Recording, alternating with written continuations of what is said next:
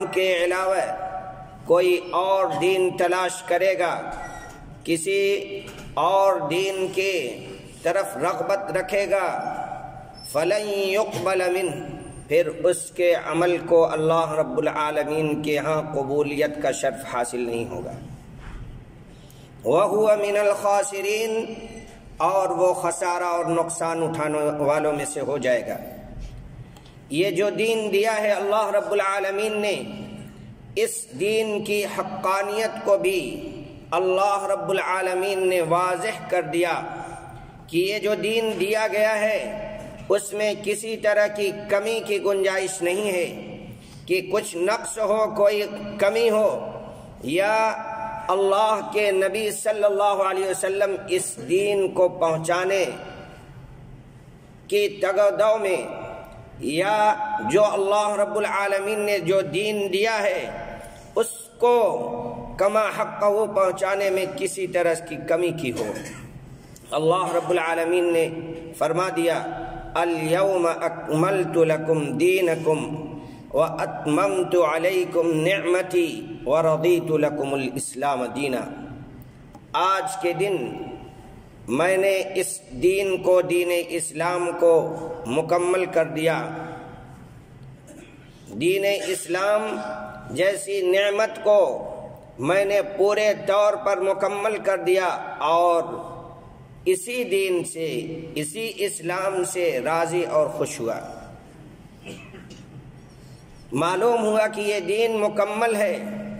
کوئی اگر کسی کے ذہن میں کفر کا کیڑا ہو، کسی کے ذہن میں یہ بات چل رہی ہو کہ نہیں کچھ چھپا لیا تھا، یا کچھ اپنی طرف سے بات کہہ دی ہو، اس کی بھی وضاحت اللہ رب العالمین نے کر دیا، وما ينطق عن الهوى ان هو الا وحی یوحى، میرا نبی اپنی طرف سے نہیں کوئی بات کہتا، نبی وہی کہتے ہیں جو اللہ رب العالمین کی طرف سے وحی کی جاتی ہے، اس کے علاوہ اپنی طرف سے کوئی بات نہیں کہتے۔ یہ دین مکمل ہے اور اللہ رب العالمین کی طرف سے نازل شدہ ہے۔ یہ ایک پاکیزہ دین ہے، یہ ایک پاکیزہ تعلیمات پر پوری طرح سے مزین ایک دین ہے۔ قرآن و سنت کی شکل میں اللہ رب العالمین نے ہمارے پاس ایک مطہر دین دیا ہے۔ بدقسمتی ہماری ہے کہ ہم نے اس دین کو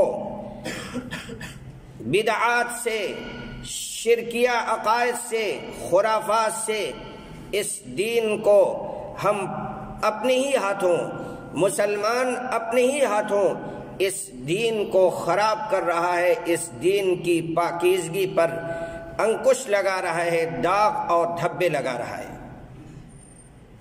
آپ سوچیں، یہی مہینہ ہے رجب کا مہینہ۔ اس مہینے کی فضیلت یہ ہے کہ یہ مہینہ حرام کے مہینوں میں سے ہے۔ جو 4 مہینے حرام کے مہینے ہیں ان میں سے یہ مہینہ ہے رجب کا۔ اس کے علاوہ کوئی خاص اس کی فضیلت نہیں ہے، مگر حالت کیا ہے کہ اس پورے مہینے کو ہم نے بدعات میں، خرافات میں، اپنی ہوا و ہوس کے لیے، اپنے نفس کی پیروی کے لیے ہم نے اس پورے مہینے کو طرح طرح کی بدعات سے بھر دیا ہے۔ اسی مہینے میں کچھ لوگ ہزاری یا الفیہ نماز پڑھتے ہیں، اسی مہینے میں صلاۃ الرغائب کی نماز پڑھتے ہیں، اسی مہینے میں کچھ لوگ خاص کر کے عمرہ کرتے ہیں۔ عمرہ عام ہے، آپ کسی بھی مہینے میں جائیے، اس مہینے کی کوئی خصوصیت نہیں ہے۔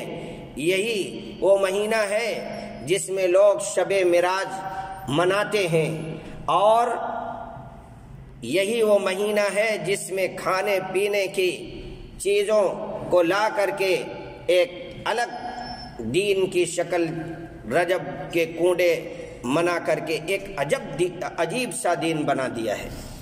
اس مہینے میں یہ ساری چیزیں اگر کوئی اس وجہ سے کرتا ہے کہ یہ دین ہے، ثواب کی نیت سے کر رہا ہے، اور جو لوگ کرتے ہیں یہ تو ثواب ہی کا کام۔ اسی لیے بدعت کے بارے میں اہل علم نے کیا کہا؟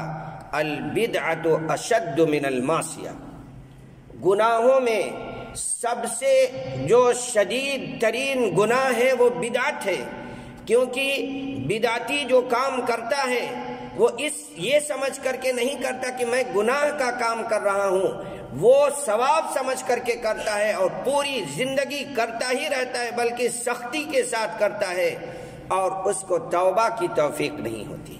اسی لیے اہل علم نے کیا کہا؟ البدعۃ اشد من المعصیہ، معصیت میں سب سے سخت ترین جو معصیت ہے وہ بدعت ہے۔ اور بدعت کوئی خاص مت کیجئے کہ یہ نئی بدعت ہے اور یہ بدعت حسنہ ہے، یہ بدعت سیئہ ہے۔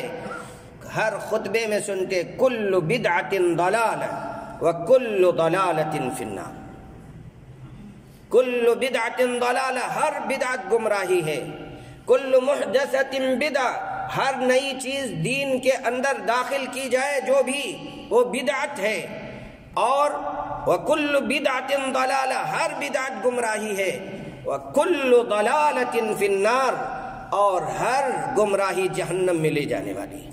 یہ بدعت کا راستہ کیا ہے؟ جہنم کا راستہ ہے۔ یہ بدعت کا راستہ کیا ہے؟